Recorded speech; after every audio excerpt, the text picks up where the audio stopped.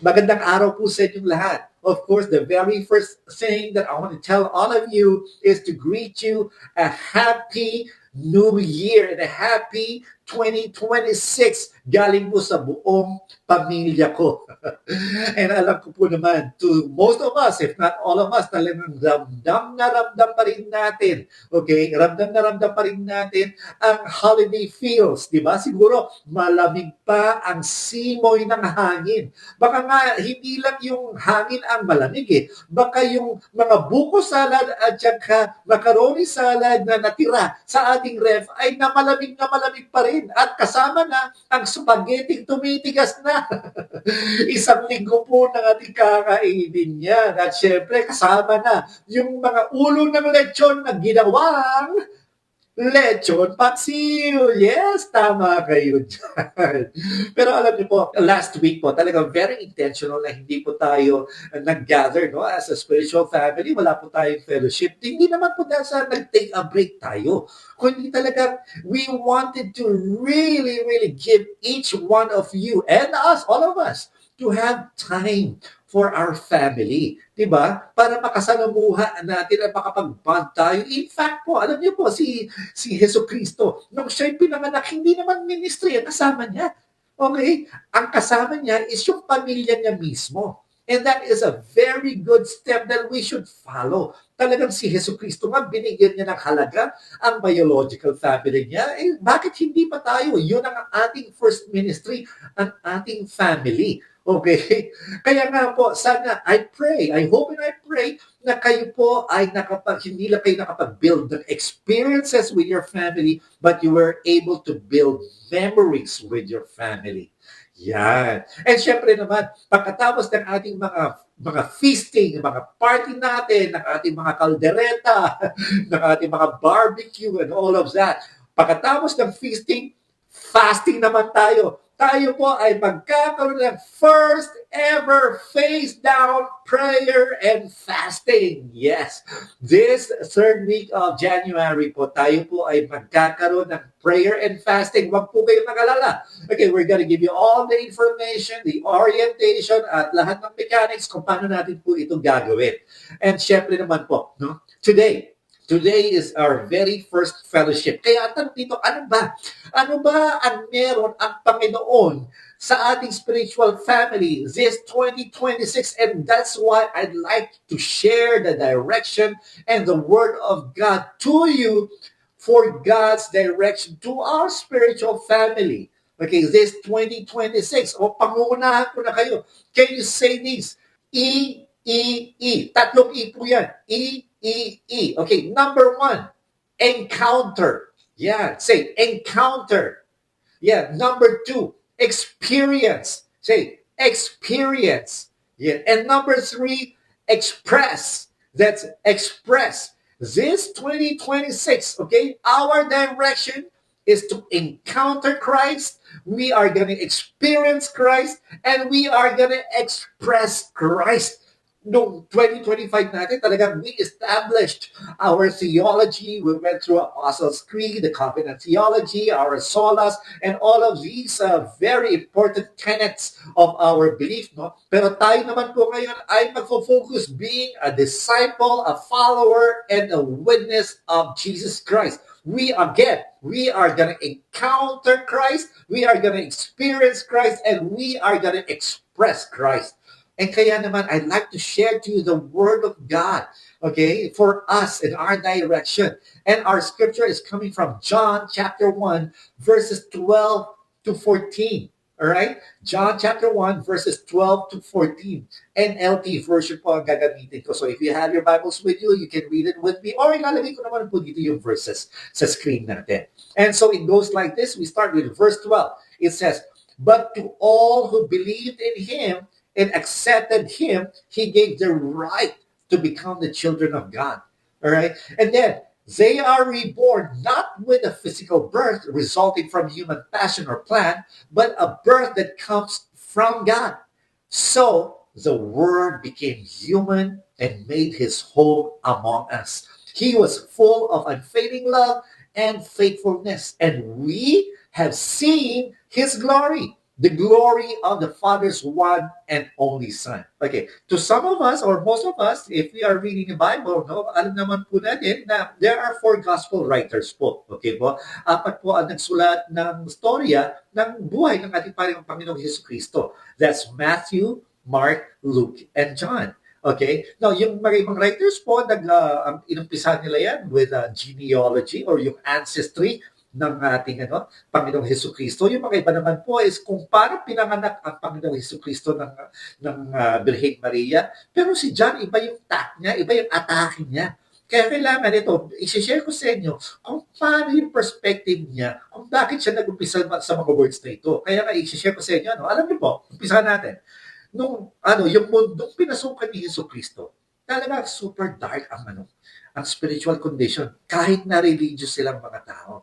Yung mga Hudyo, yung mga Jews, they prided themselves na sila yung chosen people, na sila yung children of Abraham, kaya sure sila, yun ang feeling nila, na automatic, children of God sila, automatic na anak sila ng Diyos. Bakit? Kasi meron silang temple, meron silang sacrifices, may Torah, pero wala naman silang encounter with the living Word, na si Jesus, na mismo nasa harapan na nila. Marami silang mga external religious practices, pero dead sila spiritually. Alam niyo yun, yung parang attend ng service, ang dami mong ginagawa sa ministry, pero wala ka namang relasyon sa Panginoon, parang wala kang kasama, parang gumagawa ka lang ng trabaho, parang extracurricular activity lang ba, di ba? Kaya pagdating ngayon sa gospel ni John, hindi siya nag-start sa manger, hindi siya nag-start sa ancestry, hindi siya nag-start sa Bethlehem. Alam niyo kung saan siya nag-start? Nag-start siya sa eternity. Yung verse 1 niya, John chapter 1, verse 1, ang sabi niya ganun, in the beginning was the Word, and the Word was God. Talagang pinakita niya kagad na si Jesus, hindi lang siya nanggaling sa isang ancestry, also important yun, na hindi lang siya pinanganak ng Birheng Maria, also important din yun na malaman, no? Pero bukod dyan, magmula nung in the beginning of time, He was already God and He created the heavens and the earth. Diba? Pero nga lang, ito yan, nung dumating siya sa sarili niya mga tao, sabi nga na scripture, His own did not receive Him. Diba? Religious sila, yes, pero ni-reject nila yung pinaka-Messiah na pinipreach nila. Diba? Kasi alam niyo po, sa Jewish culture, napaka-big deal ng lineage. Pag sinabi mong lineage, yung kadugo mo, kaapelyido mo, of course, wala pa silang apelyido noon, o katribo mo, o descendant ka from Abraham, feeling nila, pagka-descendant ka nila ni Abraham, may spiritual privilege ka. Yan na yung binasag ni John. Yan ang binasag niya doon sa verse na binasa natin kanina, verses 12 to 13. Ito yun, sabi niya ganun, hindi ka nagiging anak ng Diyos dahil sa dugo. Hindi ka nagiging anak ng Diyos dahil sa lahi. Hindi dahil sa mga religious participation mo o kaya dahil sa mga trabaho, mga ginagawa mo. Hindi. Nagiging, ine-emphasize niya na ang pagiging anak ng Diyos ay dahil sa regeneration at adoption na ginawa ng Panginoon sa puso mo at sa buhay mo. Ito po ay isang work ni Lord, hindi work ng tao. Ay, medyo mabigat yun, regeneration at saka adoption. Kaya mamaya, medyo hihimay natin ang konti para maintindihan natin. Alam niyo po kasi, nung setting ng mga Romano noon, di ba, may concept doon ng adoption. Pagka in-adopt ka, ibig sabihin nun, yung mga wealthy na tao, mga powerful na tao, pwedeng mag-adopt, okay? Pwede mag-adopt ng isang tao, tapos bibigyan niya ng full rights, pati citizenship. Kasi noon, pagka ikaw ay naging Romano, ikaw lang astig, di ba? Ikaw ang astig, pero sa ganitong mundo, sinabi ni John, hindi. Sabi niya, ang pinakadakilang identity ay hindi pagiging Romano, hindi nga pagiging Hudyo. Ang pinakadakilang identity ay pagiging anak ng Diyos. Ito ay isang right na hindi mo pwedeng i-claim by birth. Only pag binigay sa iyo to ng Panginoong Hesukristo. At sa gitna ng mga idolatry, immorality, and religious pride, si John biglang sinabi niya gano'n, the Word became flesh and dwelt among us, and we have seen His glory, ibig sabihin, yung invisible God, kasi dati, ang tingin lang nila sa Lord, invisible yan. Ito yung nasa loob ng Ark of the Covenant, ito yung nasa burning bush, ito yung nagpapamalas ng power niya, pagka hinihiwa yung dagat, naging visible na siya. Okay, naging visible na siya, naging touchable na siya. In fact, naging killable na siya. Dahil nagkatuwang tao siya, naging katuwang tao siya sa katawan ng ating Panginoong Hesus Kristo. Di ba? In short, na-encounter na siya. Hindi na lang siya nararamdaman, hindi na lang siya nababalita, talagang na-encounter mo na. Kaya ngayon, himay-himayin natin ng konti yung mga verses na binasa natin kanina. Okay? And so let's start with verse 12. And it says, sabi ka na kanina na binasa natin, but to all who believed Him and accepted Him, He gave the right to become children of God. Sa mga ibang version, believed Him and received Him. Dito, klaro-klaro, hindi lahat anak ng Diyos in the saving sense. Only those God has enabled to believe and receive Jesus has the right to become the children of God. Ibig sabihin nito, hindi ka naturally meron ito. Hindi ito yung talagang nasa sayo. Hindi. Ibinigay sa'yo ng Panginoon ito. Ilinigay ito sa puso mo. Regenerate ng Panginoon ang puso mo. Kaya, yung faith mo, okay, mismo pananampalataya mo, hindi ito nagagaling sa'yo. Hindi ito kakayahan. Bakit? Kasi nga, dense nga ikaw spiritually. Yung moralidad mo, wala rin, di ba? Kaya hingi mo ng Panginoon ang puso mo. Kaya nagkaroon kami ng faith. Kaya adoption is a gift. We are able to encounter God because He wills it so. Okay? Pagdating sa verse 13, sabi nga na, they are reborn. Di ba? Ibig sabihin, nagkaroon ng bagong buhay. Di ba? Not with a physical birth resulting from human passion or plan, but a birth that comes from God. Ibig sabihin nito, very clear. No? Hindi ito dahil sa bloodline, hindi ito dahil sa nagkaroon ng sexual procreation, hindi ito dahil sa kinagustuhan ng tao. Hindi. Ito ay lahat dahil sa desisyon ng Panginoon. Siya ang may kagagawa dito. The Bible says this again. Ito na naman. Regeneration, it's God's sovereign choice to give life to a spiritually dead person. Para tayo ay ma-enable, para tayo ay maniwala. The heart is first made alive so it can truly believe. Kasi paano ka maniniwala? Kung pati naman ang puso mo, di ba? Kaya na-experience mo siya dahil sa Panginoong Jesucristo, nireborn ka niya. Ito, sabi niya ganun sa verse 14. Sabi ganun sa verse 14. So the Word became human and made His home among us. Okay, naging home siya in our lives, in our spirits. He was full of unfailing love and faithfulness. And we have seen, we have experienced His glory. That means to say, no, the Word becoming flesh among us. He is in us, okay? The holy, the omnipotent, the eternal God, naging totoong tao, okay? At nag-assume ng human nature, nasa atin na. That means to say, our life has become to be a living testimony of His glory. We are able to express who God is because of experiencing Him. And that is what our direction is going to be for 2026, there on and on and on and on. As we encounter Christ, we are going to help other people encounter Christ. As we grow in our experience in Christ, we are going to help other people to experience Christ as well. Kaya nga, importante dito, magkaroon tayo ng small group, magkaroon tayo na nag-mentor sa atin, and eventually, meron din tayo mini-mentor, meron din tayo sinishare, meron tayong din-disciple. Why? Because we are expressing Christ. We are expressing Christ in our generosity. We are expressing Christ in our worship. We are expressing Christ in our service. And we are expressing Christ by making Him known. And I like to give you 3 short points. So ito yung tatlong pinag-usapan natin kanina.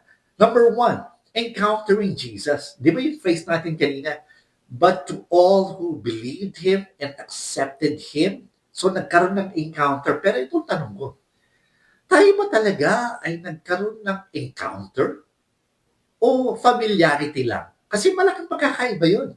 Real encounter versus fake familiarity. Kasi guys, ito yung painful reality. Pwedeng sobrang familiar ka kay Jesus. Pwedeng marami kang Bible verses na alam. Pwedeng parati ka nagmi-ministry. Pwedeng parati kang tumutugtog. Pwedeng parati kang umiiyak during worship. Di ba? Pero wala ka naman talagang encounter kay Christ. Parang ano lang siya, extracurricular activity lang siya, parang emotional moment lang siya, di ba? Kasi maraming church kids, maraming Christian by background, maraming lumaki sa simbahan, sa ministry, pero hindi anak ng Diyos in the saving adoptive sense. Di ba? Kasi believing Him and accepting Him, okay, sabi ni John, is hindi lang siya mental agreement. It means trusting Christ alone sa lahat ng decision mo, lahat ng mga gustuhan mo, lahat ng interest mo, resting in Him, receiving Him as Lord, Savior, at saka treasure. Siya yung pinaka-treasure mo, yung ayaw mong magagasgasan, ayaw mong masasaktan. Di ba? Ganun ang treasure, di ba? The Bible would say, faith is not mere information. And I'm telling you right now, encounter is not informational nor educational. It's relational. Ini-embrace mo talaga ang Panginoong Jesucristo. Hindi ito yung, Lord, sige, dadamdam kita sa schedule ko. Hindi. Si Lord mismo ang schedule mo. Lord, ikaw ang schedule ko. Di ba? Hindi ito yung Jesus plus good works plus religion. No, no, no. It's Christ alone. Okay? In Christ alone, grace alone, by faith alone. Di ba? Yun ang sabi ng text eh. Di ba? He gave the right to become the children of God. Hindi ito yung feeling lang. Hindi lang ito yung parang vibe lang. Hindi lang yung emotional moment. Yan ang problema pagka emotional moment lang ang Kristiyano natin. Parang kailangan natin maghanap ng magandang worship song. Di ba? Pagka maganda yung worship song, tanong Christian na Christian ako, iyak na iyak ako, di ba? Kailangan magkaroon ng magandang moment, kailangan naging natanggap ako sa trabaho, ay naku, Christian na Christian ako, kapag may magandang bagay na nangyari sa akin, ay naku, Christian na Christian ako. Kasi bakit? Kasi emotional moment lang siya, pero hindi yung ganun. Kasi ang pagiging anak ng Diyos is a legal standing, is a relational standing before God. Sipin mo yun, from an enemy of God, bigla ka naging child of God na wala kang ginawa. It's only by His grace. Hindi dahil sa nice ka. In fact, makasalanan ka nga eh. Pero ito, lahat ng kasalanan mo talaga binitbit ng isang tao na wala man lang kasalanan at pinako sa krus. At of course, alam mo na kung sino yun. Walang iba kundi ang Panginoong Jesucristo na ikaw, wala ka namang deserving na ganong klaseng treatment. Pero ipinigay niya sa'yo. That is what you call grace.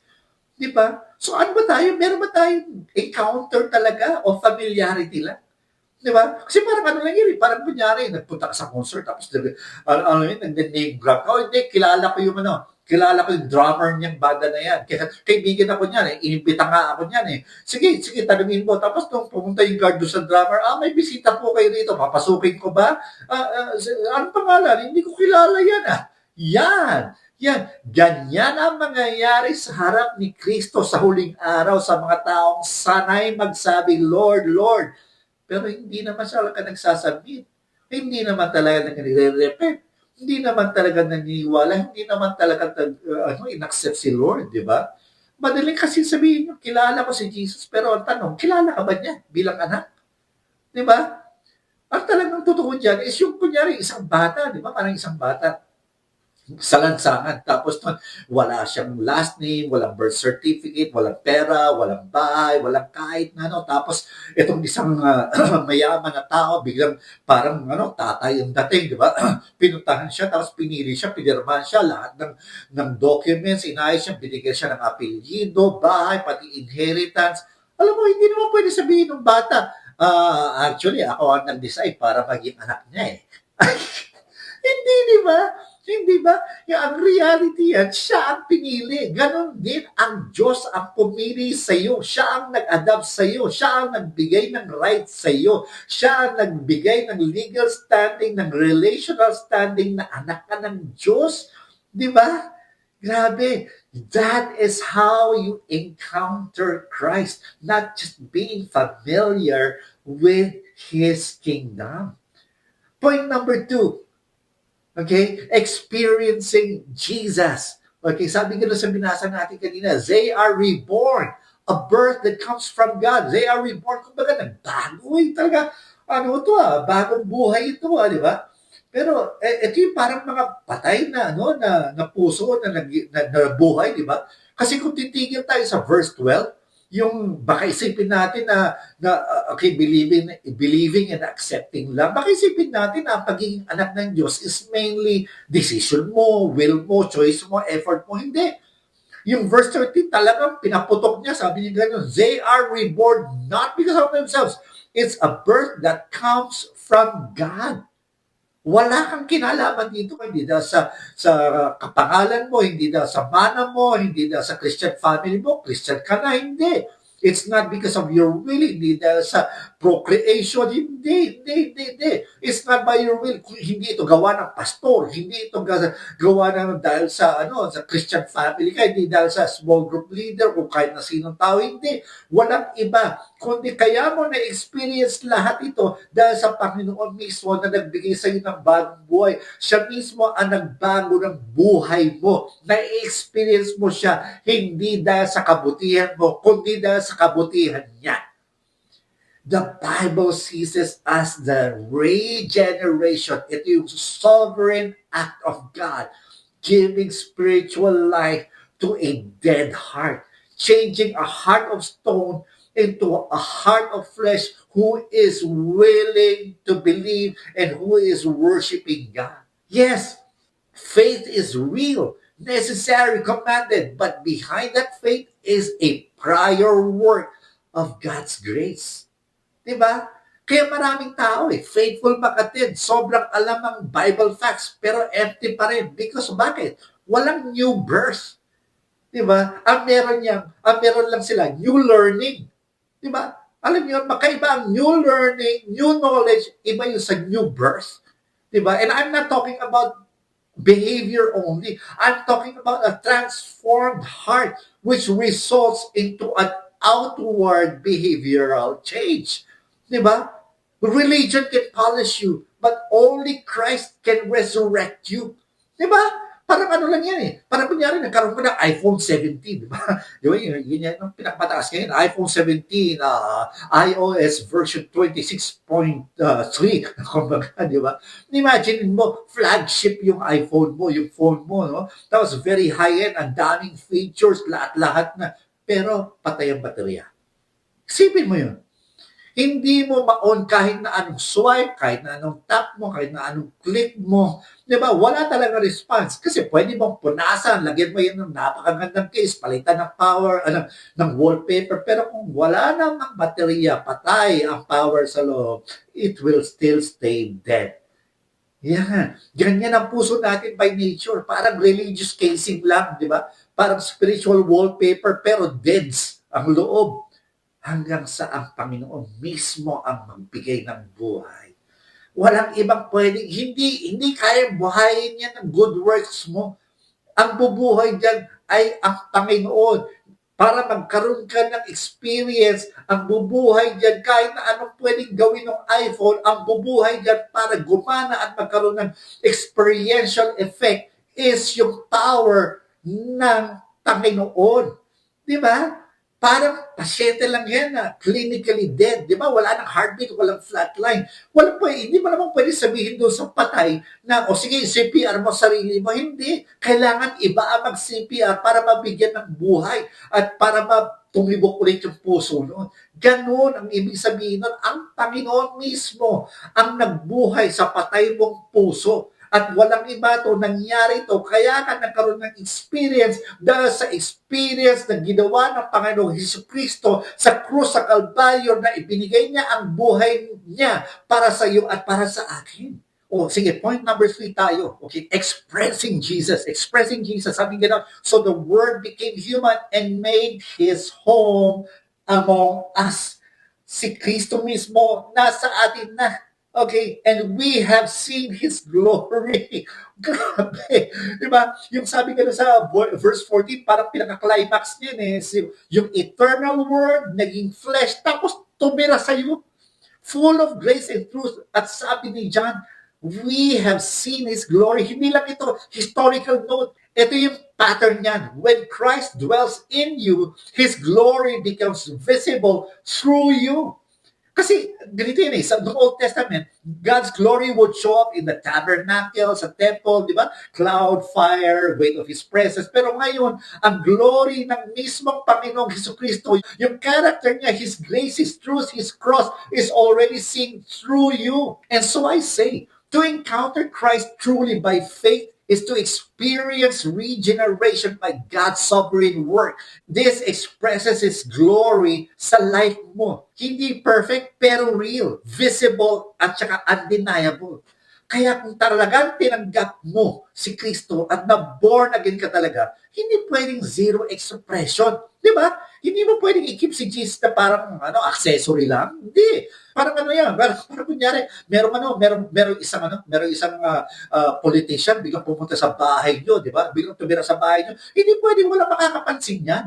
Di ba? Hindi pwede. Bakit? Kasi may makikita mga security cars, di ba? May media, may mga pagbabago sa galaw ng bahay, tapos yung pagkain, may maraming mga catering and all that. Everybody will notice. Kaya kung talagang na-encounter mo, kung talagang ang Panginoong Jesucristo ay nasa buhay mo, talagang makikita nila yung changes, di ba? If Christ, the Lord of glory, truly makes His home in your life, hindi pwedeng walang mapansin. Magkakaroon ng pagbabago sa priorities mo, magkakaroon ng pagbabago sa relationships mo, sa purity mo, sa worship mo, ang daming magbabago.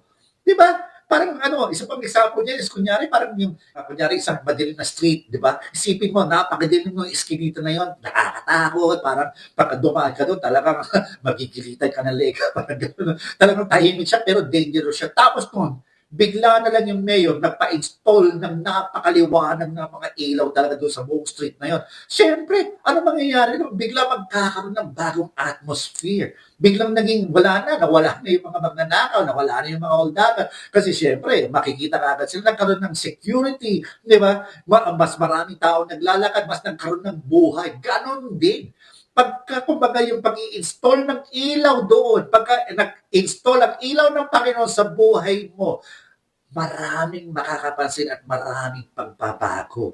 That's what happens when the glory of Christ shines in a believer's heart. Hindi na kayang i-maintain ang same level ng kasalanan. Yung mga compromise na yan, yung mga casual Christianity na yan, hindi na pwede yan. Kung totoo nga na ka ng Diyos, hindi ka perfect, pero hindi ka na komportable na sinasaktan mo ang Panginoon. Hindi ka na komportable pagka ikaw ay gumagawa ng kasalanan. Hindi ka na komportable pagka nagsisinungaling ka. Hindi ka na komportable, ayaw mo na magsugal, mag-alak, magbisyo, manakit ng tao.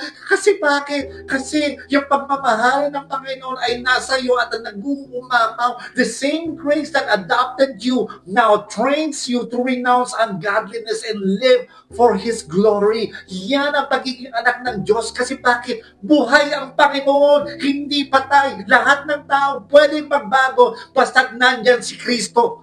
Yan, kaya kapatid, huwag mo nang lokohin ng sarili mo. Hindi sapat ang alam mo si Jesus. Hindi sapat ang marami kang alam na verses. Hindi sapat ang iyak ka ng iyak sa worship. Hindi sapat ang marami kang ginagawa sa ministry. Ang tanong dito, anak ka ba talaga ng Diyos o anak ka pa rin ba ng sanlibutan? Kumbaga ba, ginagawa mo ba playground ang simbahan? Ginagawa mong playground ang pagiging Christian kunyari? Hindi. Kasi pwede ka lumaki sa simbahan pero hindi ka kailanman nagkaroon ng talagang encounter. Walang brokenness over sin, walang surrender, walang trust kay Christ, di ba?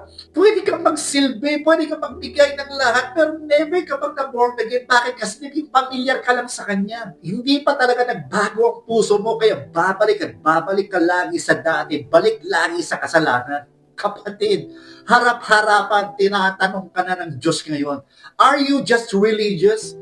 Or are you really reborn? Are you just a fan of Jesus or are you a child of God with the right of adoption? Kung hanggang ngayon komportable ka pa sa kasalanan, kung hanggang ngayon komportable ka pa sa kasinungalingan, kung hanggang ngayon komportable ka pa rin sa mga hindi mo dapat ginagawa, hindi ka na natakot sa holiness ni God, naku, hindi ka pa nababasag ng krus, kapatid, huwag mo yung tawagin Kristyanismo, tawagin mo yan na spiritual suicide. Pero ito ang grace ng Panginoon. Yung God na dapat mag-wipe out sa iyo, siya ang nagpa-wipe out. Siya mismo ang tumanggap ng lahat ng consequence ng kasalanan mo. Siya mismo. Yung judge na dapat na mag-condemn sa'yo, siya mismo ang nag-o-offer ng kalayaan mo. Not because of your good works, but because of His goodness. Yung Holy God na kaya kanyang iwanan sa kangkungan ng kadiliman, siya mismo ang bumaba para bigyan ka ng bagong buhay. Hindi ng bagong kaalaman, hindi ng bagong priorities, hindi ng bagong mga gawain, hindi. Para bigyan ka ng bagong buhay. A birth that comes from God. So ngayon, kapatid, habang may oras pa, huwag ka na magkunwari. Lumapit ka na kay Jesus. Gawin mo siyang Panginoon talaga, yung totoong Panginoon. You cry out to Him, sabi mo, Lord, hindi naman ako talaga by default anak mo. Makasalanan ako, rebelde ako, hypocrite ako. But you became flesh, you died, you rose so that ang taong tulad ko na makasalanan can be reborn and adopted. Basagin mo ako. Change me, make me yours. At sa inyong mga totoong anak ng Diyos, huwag kang masatisfied sa inward Christianity. Na, hindi ako, Christian ako sa loob ko. Hindi. If the Word has really become flesh for you, if you truly encountered Him, experienced new birth, then live to express His glory. Sa pamilya, sa bahay, sa campus, sa palengke, sa mall, sa gasolinahan, sa habang nasa laptop ka, sa lahat ng pagkakataon. Kasi balang araw, hindi na NLT o King James o NIV o Message Bible ang maririnig mo. Ang maririnig mo na mismo ay mismong boses ng Panginoon. At ano ang gusto mong marinig? Well done, my child, or I never knew you. Kaya ngayon pa lang, believe Him and receive Him and accept Him. Truthfully, hindi lang ito familiarity, kundi talagang acceptance, talaga true encounter, true experience, and express the Lordship of Christ in your life. He came down and bore all your sins so that you may live. That is the greatness of the goodness of God. Let me pray for you. Panginoon, maraming salamat. Maraming salamat sa kabutihan mo. Maraming salamat sa grasya mo. Hindi namin ito dinideserve. Wala nga kaming ginawa para sa aming kaligtasan, and yet, ikaw mismo ang gumawa ng initiative. Nagrebelde kami, naging hipokreto kami.